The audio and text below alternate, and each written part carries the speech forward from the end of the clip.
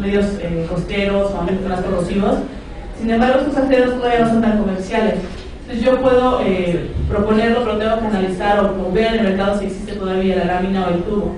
Apenas se están introduciendo los ferríticos, entonces por eso es que los comunes son los que están en azul. Cada uno de ellos lo van a ver en la primera conferencia, que es mañana. Pero la parte de arriba son los autolíticos y la parte de abajo son los ferríticos, obviamente los explico. Los ferríticos obviamente son resistentes a la corrosión, pero moderadamente. Es más como espacios adentro, como un auditorio, una casa, un hospital, ¿no? Donde no están tan expuestos como a la playa o a más corrosivos. A excepción de estos tres que yo les decía que tienen molibdeno y que eso nos da la resistencia a la corrosión. ¿Sí? Vamos a hablar muy general de esto porque la UNED es más de diseño. A nosotros lo que nos interesa de esos aceros es conocer sus propiedades.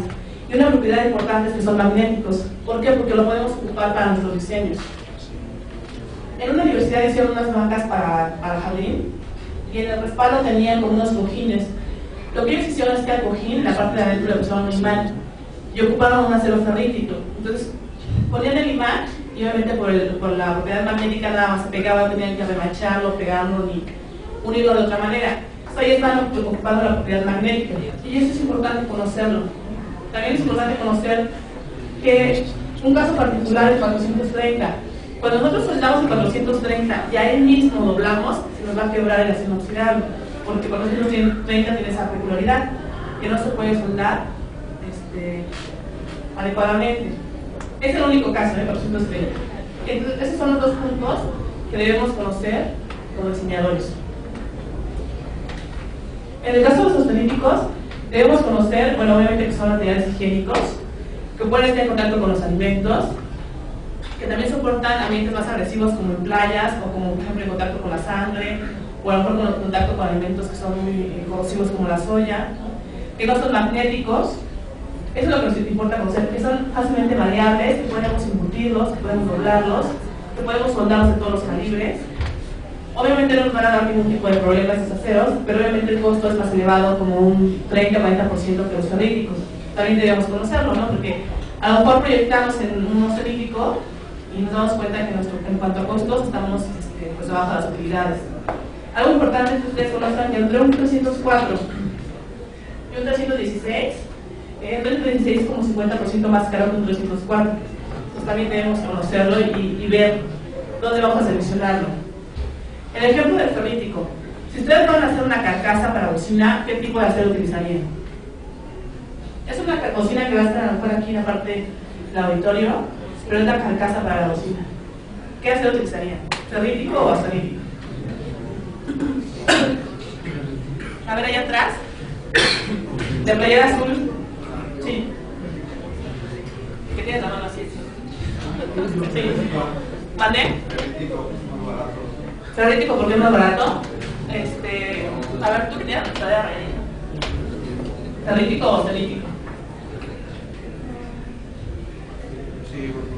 A ver, aquí te van a ayudar. ¿Ustedes cuál?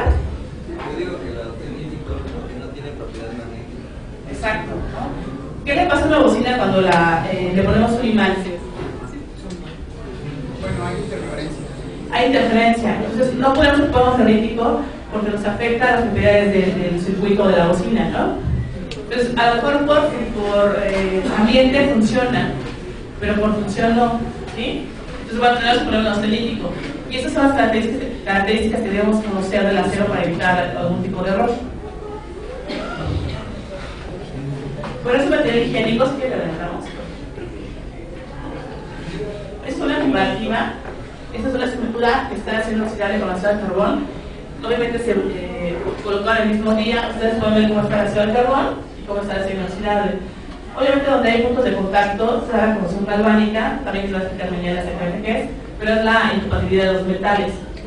Entonces aquí pueden ver, están los puntos de corrosión galvánica y donde no tienen ningún contacto con la lámina negra, el acero de carbón, este es el acero inoxidable. En cuanto a imagen, en cuanto a funcionamiento, obviamente es muy distinto el acero inoxidable al acero de carbón. Aquí a lo mejor la persona invirtió 20,000 pesos en su puesto, pero hay que estarlo pintando cada 6 meses, hay que cambiar los alimentos cada cierta temporada. y al final del tiempo del ciclo de vida invirtió a lo mejor 60,000 pesos, por decirles algo, ¿no? Y en los otros a lo mejor invirtió 30,000 pesos, pero al final del ciclo de vida obviamente duró a lo mejor 40 años, 50, y no tuvo que dar mantenimiento. Realmente su costo-beneficio fue mucho más rentable en acero inoxidable que en acero de carbono. Aparte de cualquier margen, no es lo mismo ver como un chapito ahí de óxido, ¿no? Cuando vas a comer, que a verlo nada más un poco de agua sin óxido, ¿no? En cuanto a imagen también es muy importante el acero inoxidable.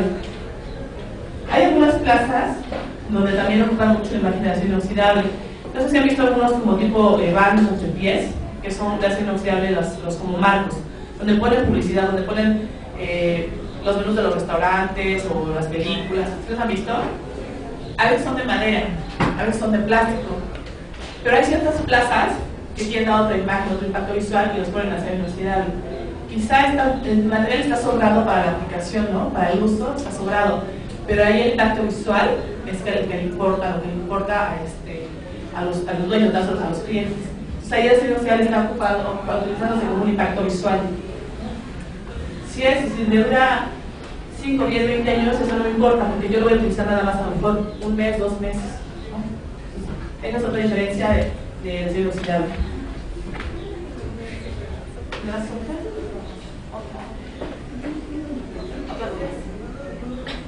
Hay 5 puntos importantes para poder seleccionar un acero inoxidable. Primero es conocer el medio en que va a estar sometido el acero inoxidable.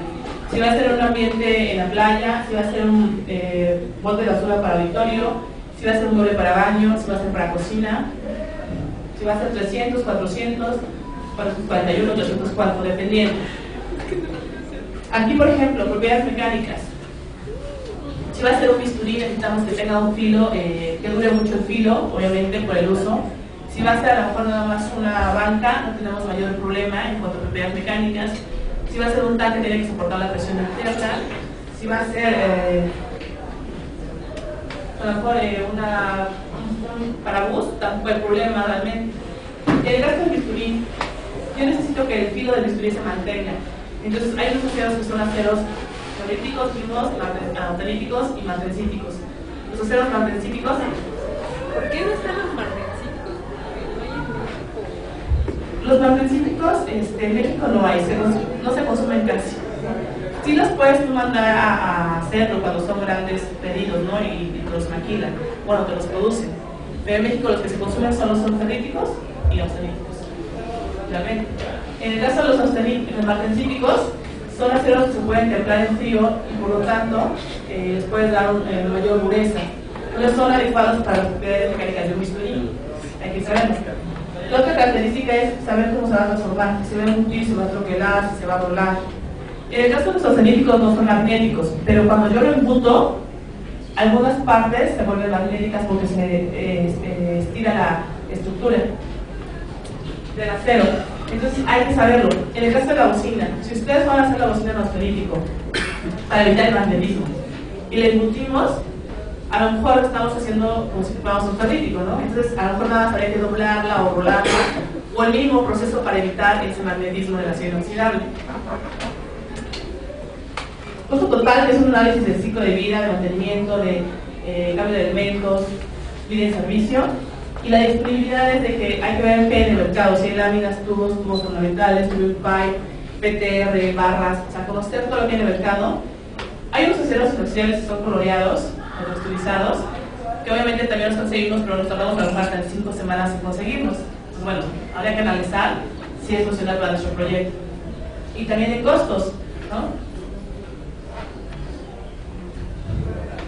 Cuando ustedes van a diseñar el acero inoxidable, lo principal es que ustedes cuiden la unión de 2 elementos, que no se acumule ningún tipo de sustancia en alguna cavidad, recovecos o trampas, que cualquier fluido pueda bajar libremente, drenarse fácilmente en el mueble y evitar la corrosión por picaduras. Hay que tratar que sean geometrías simples, pero obviamente hay que entender que con geometrías simples no son cosas aburridas y sin valor estético, ¿no? Nada más hay que poderlo limpiar fácilmente. Obviamente, esto de que se drene fácilmente es cuando está en contacto con líquidos o químicos. Si va a ser una silla para este auditorio, pues realmente no va a tener ningún contacto con líquido o químicos.